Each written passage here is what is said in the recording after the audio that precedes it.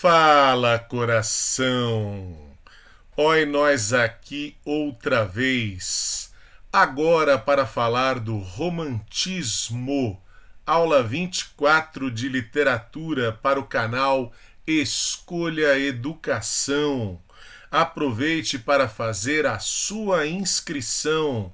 Curta, compartilhe com os colegas, faça comentários, pergunte, interaja. Certo, coração?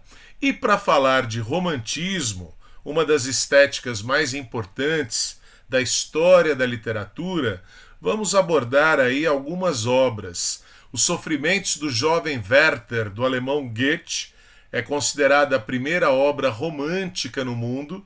O livro Amor de Perdição, do Camilo Castelo Branco, considerado o Romeu e Julieta português.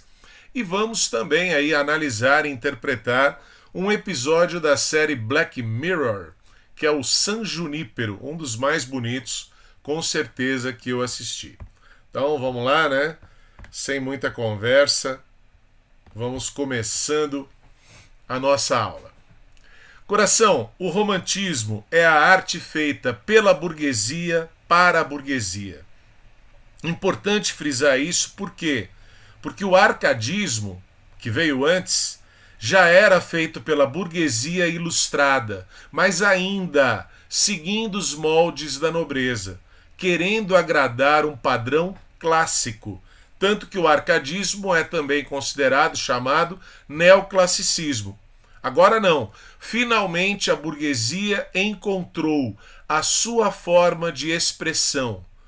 Romantismo é a expressão artística, é a expressão literária, é a expressão filosófica da burguesia. Por que situar a burguesia aí no foco do romantismo? Primeiro, pelo contexto histórico. 1789, Revolução Francesa, a ascensão da burguesia ao poder político. A burguesia, que já possuía o poder econômico há muito tempo, finalmente conquista o poder político. A partir de 1789, entramos naquela famosa idade contemporânea.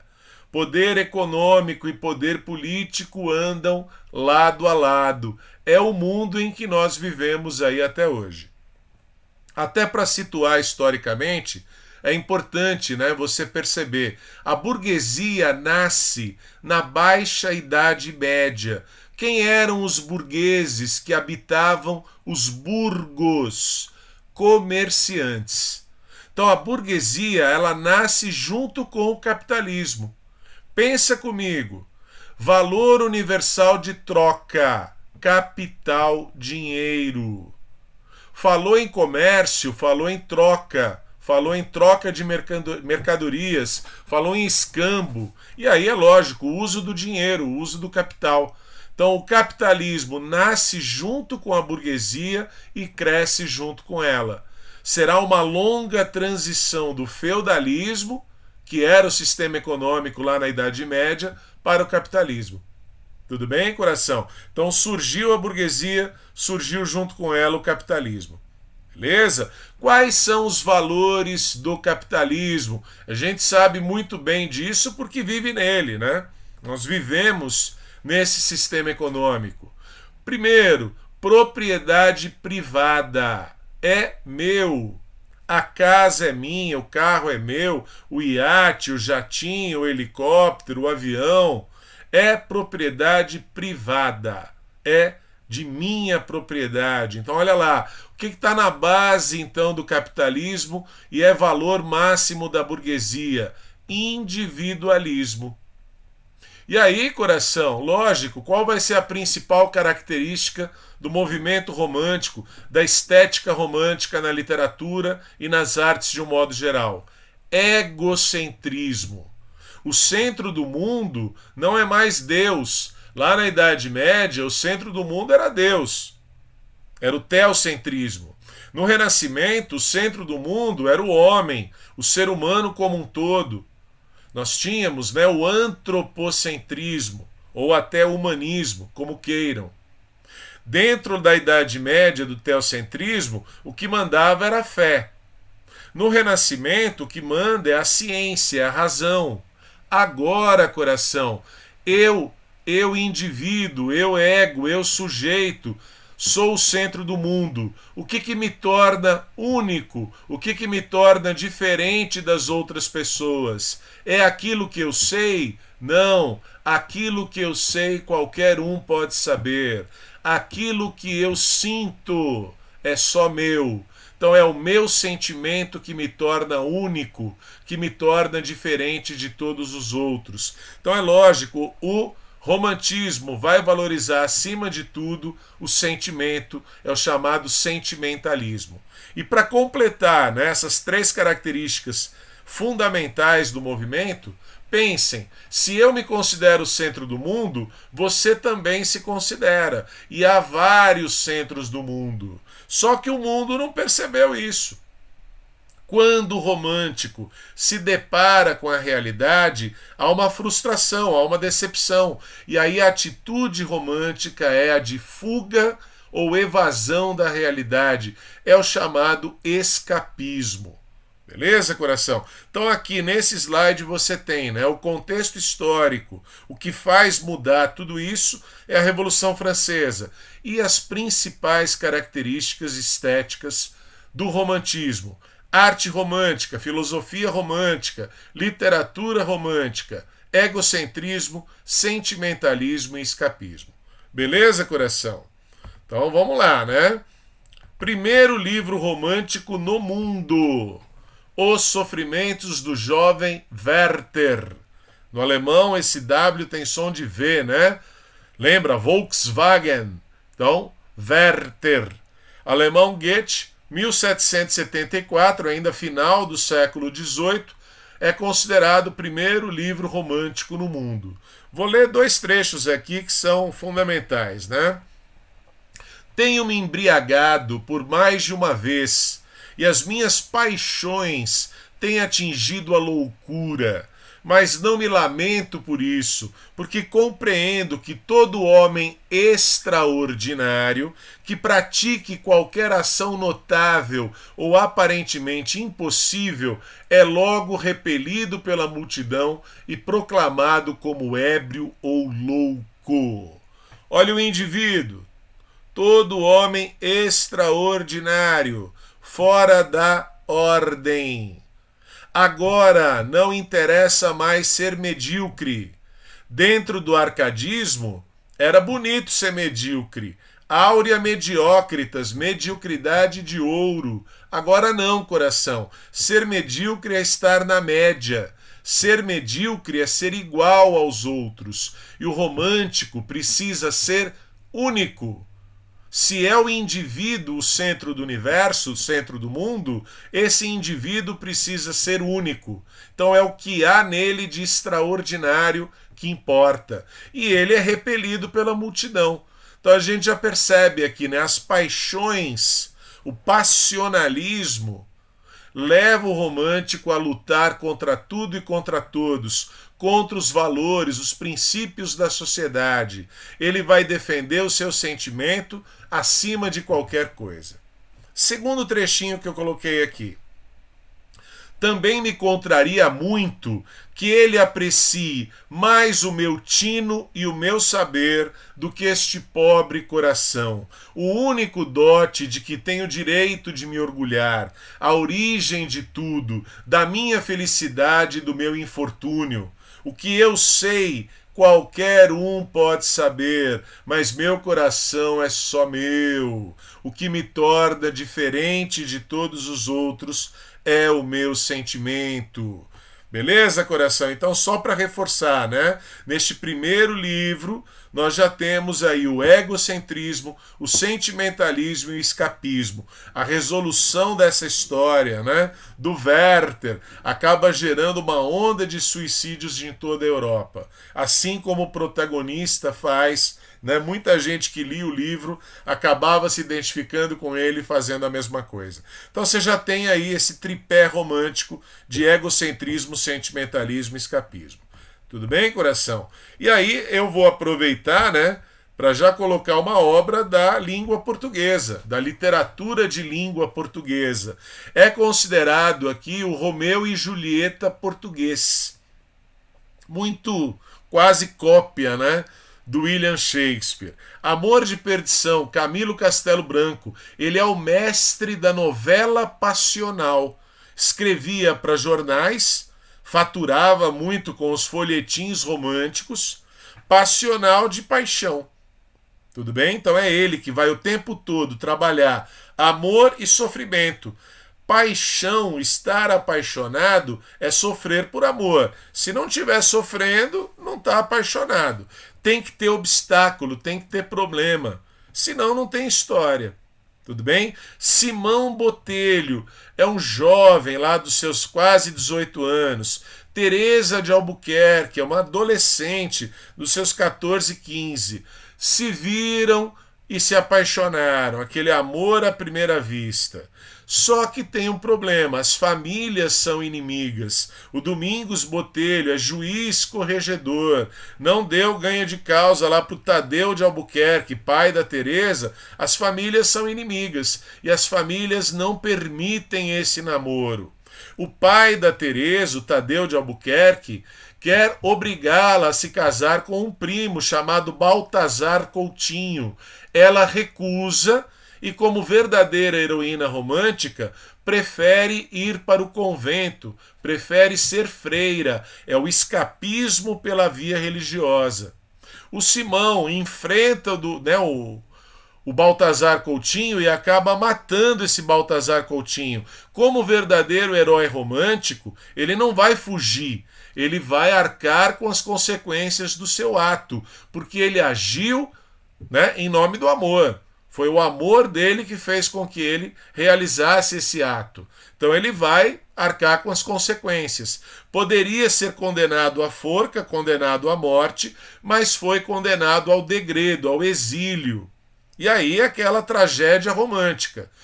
A Teresa, jovenzinha, forte e saudável, que está lá no convento, sabendo que o Simão está indo embora de Portugal, naquele momento, sem nenhuma explicação, ela morre de amor. E ele que está partindo, está se afastando da sua amada Teresa, também, né, sem nenhuma explicação, sem nenhum motivo aparente, nenhuma doença para explicar isso, acaba morrendo de amor. Então os dois heróis aqui, Simão e Teresa, vejam, são indivíduos que lutam contra a sociedade, contra as famílias, contra essa imposição dos pais. Tudo bem, coração? Então eles não vão abrir mão do sentimento. Para que haja tragédia, para que exista tragédia, nenhum dos dois lados pode ceder. Beleza? Se ceder algum dos lados, acabou, não tem graça, não tem história, tá? Esses dois jovens adolescentes colocam o sentimento, a paixão deles, como uma verdadeira religião. Vão lutar, né, por isso. É o valor máximo da vida, o sentimento e a paixão. Eles não conseguem, em momento algum, se tocar. Não tem beijo, não tem abraço, não tem aperto de mão. Então qual vai ser o encontro deles? Por carta. Escrevendo cartas de amor. E nessas cartas de amor, vejam, a gente vai ter aquele par fundamental da segunda geração romântica, a geração do ultrarromantismo, o romantismo levado ao exagero. É o mal do século, é o spleen. O que você vai ter ali? Amor e morte. Nesta vida não poderemos ser felizes. Quando seremos felizes, então? Na outra vida. Vou transferir para outra dimensão, depois da morte. Tudo bem? Então, amor e morte como par romântico fundamental, tá? Falei, citei duas obras, né? Citei uma obra aí, né, do Goethe, alemão, e citei uma obra em língua portuguesa, que é O Amor de Perdição, do Camilo Castelo Branco. Aqui, coração, eu vou colocar para vocês, né, alguns trechinhos de uma obra que explica o romantismo, porque o romantismo ele também foi uma filosofia. Beleza? Então era a filosofia burguesa, era a filosofia da época. Então aqui, né, alguns trechos que fazem a gente entender melhor o espírito aí romântico. Primeiro, há uma genuína volúpia de síntese, desejo de união. Todo um erotismo que vai do abraço amoroso até a síntese universal, a união de todos, que envolve tudo em seu amplexo, em seu abraço. A síntese começa, tá errado ali, por um desejo de amor completo, que talvez não seja possível em termos humanos, pois dois continuam sempre dois, não podendo tornar-se um só, por mais que se abracem e se enlacem. Então vejam, aquela ideia da fusão, né? A fusão dos amantes, os dois que se unem para se transformar num só. Isso é impossível. Cada um é um indivíduo, é único. Como é que eu vou transformar dois em um? Então vira um amor impossível. Em consequência, o desejo de união amorosa leva imediatamente nos românticos a uma visão de amor quase impossível, místico. Olha lá, o religioso, a religião do amor. Essa relação de amor e morte eu transferi para uma outra dimensão. Embora tudo seja concebido ao nível dos seres carnais ainda que idealizados. O herói romântico, a heroína romântica, são lindos, maravilhosos, perfeitos. Perfeitos física e moralmente, física e psicologicamente. Tudo bem? São heróis por isso. São completamente idealizados. Há nesse amor um forte componente sadomasoquista, uma vez que só se poderia atingir a almejada união total, a fusão dos amantes, anulando-se ou suprimindo-se de algum modo um dos elementos do par. Então, para que dois virem um, eu tenho que anular o outro ou eu vou me anular. De uma ou de outra maneira, a morte amorosa, acabei de citar aí, né? 2 livros que têm este final, da morte amorosa. Passa a ser cultuada como via da união, da elevação à unidade suprema, alvo constante das buscas românticas. E aí, coração, eu, optei aqui por trazer para vocês mais um episódio da série Black Mirror.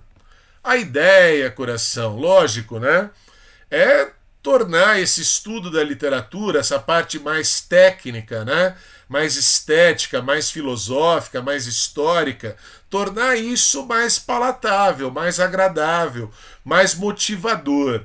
Então é um episódio da 3ª temporada, San Junípero, Charlie Brooker é um escritor, os roteiros dele são maravilhosos. Então a gente precisa exaltar quem criou, quem escreveu essa história aí, que é belíssima, tá? Então é uma história, tem 1 hora de duração e que tem tudo a ver com a estética romântica, com o romantismo, que é um estilo de época, É o estilo que prevalece na primeira metade do século XIX, tá? Então você vai começar a assistir o episódio, você vai perceber o quê, Até a metade dele, 30 minutos, meia hora, parece uma coisa. Só que você vai perceber que tudo aquilo que você está vendo parece, mas não é. É fake. É ficção. É fingido. É mentirinha. Tudo bem? Então, na primeira metade, você vê San Junípero como uma verdadeira ilha paradisíaca. É festa, é balada o tempo todo. E aí nessa balada vão se encontrar o quê? 2 mulheres, York e Kelly. A York, a loirinha, bem branquinha, deslocada, ela se sente deslocada até lá em San Junípero. Extremamente tímida, desajeitada. Ela não consegue dançar, não se solta. Ela não consegue se soltar nem na ficção de San Junípero. A Kelly, a morena, é exatamente o oposto. Ela é extrovertida, ela é popular, ela é desejada. E aí é lógico, Dentro dessa estrutura romântica, você tem muito essa ideia de que os opostos se atraem. E aí existe uma atração entre as duas. A York no começo é resistente, mas ela acaba né, se apaixonando pela Kelly. É uma relação homoafetiva? É. Então, este episódio, ele traz temas extremamente polêmicos. Quando a gente fala, né, de usar a intertextualidade, o diálogo entre textos, para criar repertório, quando você for ali escrever uma redação, esse episódio está repleto. Temas polêmicos, em que você vai ter que dar uma opinião e vai ter que argumentar. Se é a favor, se é contra, tudo bem? Então aqui a gente vai ter uma relação homoafetiva. São duas mulheres que se apaixonam. Há um primeiro contato entre elas, um contato obviamente sexual, né? Lá em San Junípero tudo é permitido, não tem censura. Só que tem um detalhe, né? A York se apaixona, quer levar um relacionamento mais sério. A Kelly não, a Kelly tá naquela onda do carpe diem, do aproveitar o dia, aproveitar a vida, aproveitar os prazeres sem se ligar a ninguém. Ela não quer pontes, ela não quer uniões estáveis, ela quer se divertir. Ela busca só se divertir. Então há um primeiro conflito aí entre elas, né? A partir mais ou menos ali da primeira metade, a gente já vai começando a perceber que as coisas não são exatamente daquele jeito. Como tudo, né, na série Black Mirror, San Junípero é apenas e tão somente um recurso tecnológico. Tudo bem, coração? Então nós vamos perceber que ali estão se encontrando avatares. É o avatar da Kelly, é o avatar da York. Primeira metade ali quebra o espelho.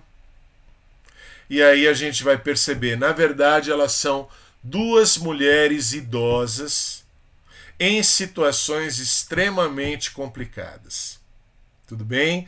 E aí é lógico, olha a ideia do amor impossível, olha aquela ideia de amor e morte que é a marca registrada da segunda geração romântica. Tá?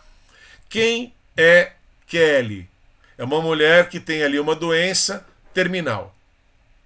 Quem é York? É uma tetraplégica que está há décadas numa cama, que não consegue fazer praticamente nada. Quando elas usam esse recurso tecnológico, olha o nome bonito que dão ali, terapia de imersão nostálgica. Ou seja, elas vão ter ali 5 horas mergulhadas, né, numa época que elas escolheram. Elas vão poder escolher a época, elas vão poder escolher a roupa, elas vão poder escolher a música, a balada, elas vão poder escolher até os games, até os jogos. Então elas vão poder se divertir nessa imersão nostálgica, essa volta ao passado, que é uma característica romântica também. Ó, que saudades que eu tenho da aurora da minha vida, da minha infância querida, que os anos não trazem mais. Meus 8 anos, poema de Casimiro de Abreu. Então elas vão escolher. Elas vão viver lá os anos 80, os anos 90, a música, a dança, a balada, tudo. Só que tem hora para acabar. Como eu disse, são 5 horas de duração. Então é como se fosse ali uma Cinderela, né? Quando o relógio chega na meia-noite, tudo volta ao real. Tudo se desfaz e tudo volta ao real. Tudo bem, coração? Então, né, nós vamos ter aí exatamente a metade do episódio dentro da ficção e a outra metade mostrando a vida real, tá? A cena do espelho, né? Sempre o espelho, quebra o espelho e aí ele volta a se reconstituir, né? Ele tá lá inteiro. Aí você percebe que tudo é fake, né? O que acontece, coração? Ó, York tá se apaixonando porque ela não teve experiência na vida. Lá por volta dos 20, 21 anos, ela teve uma paixão e era uma paixão homoafetiva. Os pais não permitiram essa relação. Ela saiu a milhão no carro, teve um acidente e ficou tetraplégica. Ela está há mais de 40 anos numa cama. Tudo bem? Ela não tem nenhuma perspectiva de cura ou de melhora. A Kelly, ao contrário, ela tem câncer, tem ali fazem para ela uma previsão de 3 meses de vida, mas ao contrário, a Kelly teve uma vivência, teve uma experiência, ela foi casada por muitos anos, ela teve uma filha. Tudo bem, coração? E aí é só para explicar que há um conflito entre elas. Os avatares são diferentes, são opostos, e elas também na vida real tiveram experiências muito diferentes. Tudo bem? Então, de novo, aquela ideia dos opostos que se atraem, tá? A York não aguenta mais esse sofrimento. E aí o que acontece? Para acontecer a eutanásia, falei que ia ter tema polêmico, mais um aí, ó. Para autorizar a eutanásia, há necessidade de ter um parente próximo, um parente direto. A família não permite, a família é contra, a família da York. Então, o enfermeiro, Greg, aceita se casar com ela para poder autorizar a eutanásia.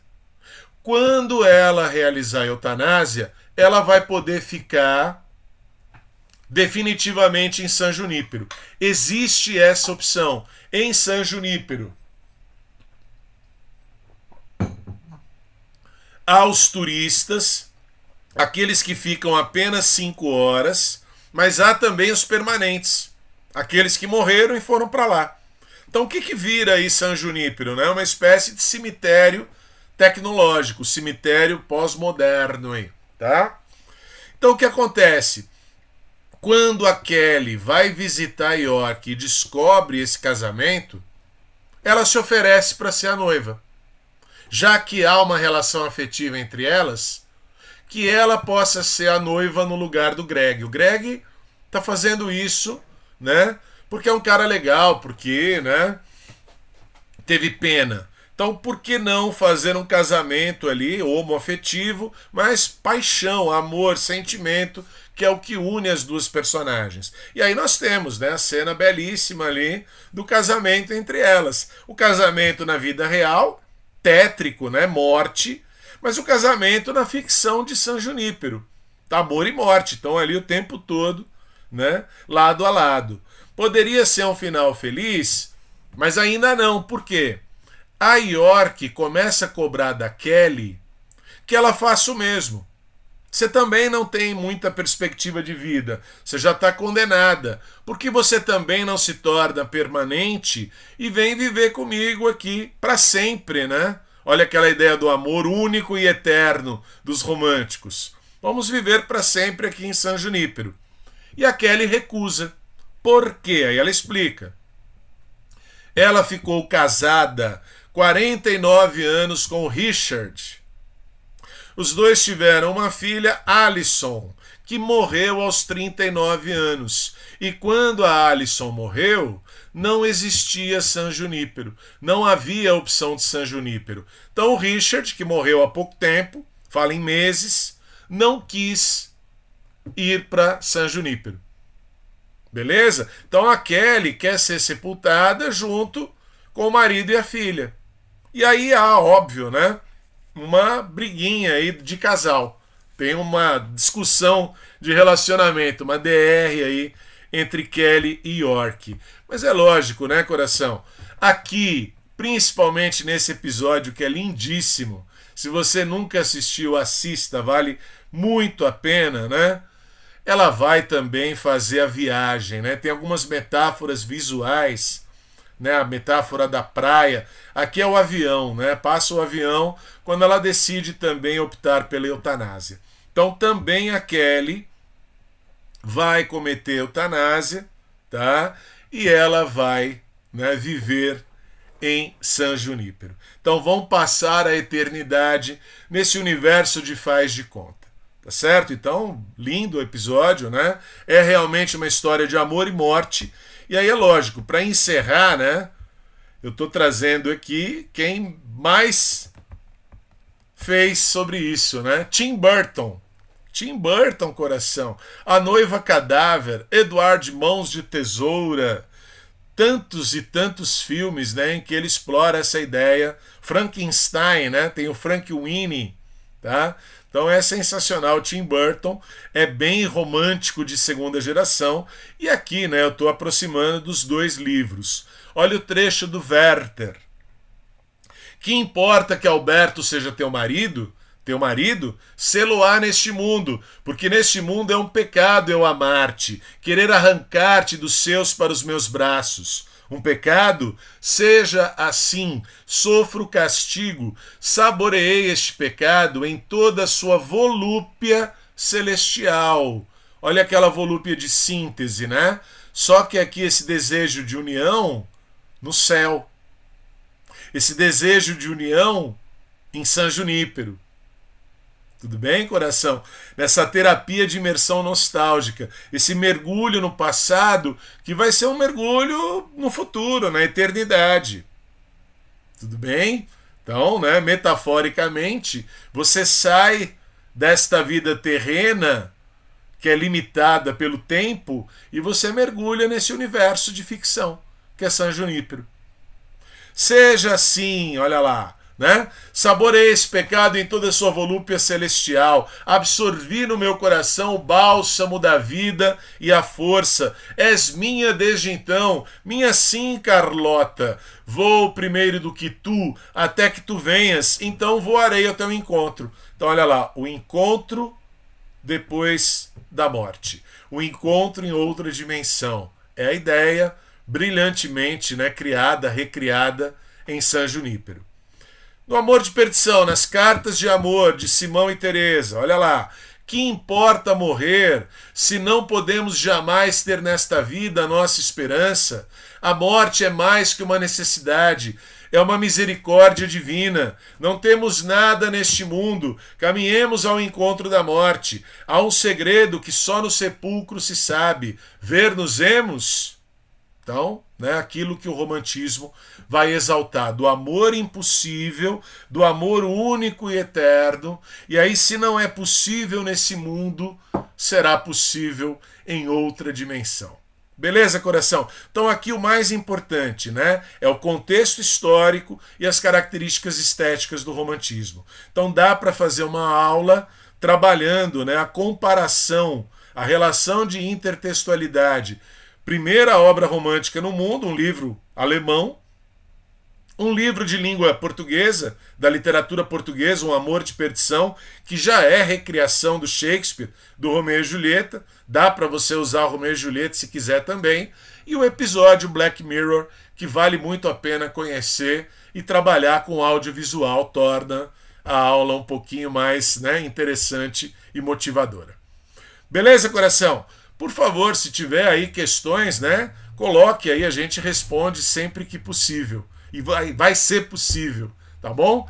Então, compartilhe, curta, se inscreva no canal Escolha Educação, dê uma força pra gente aí, tá? Que é um coletivo de professores que trabalha aqui de forma voluntária. Aquele abraço, coração. Fui!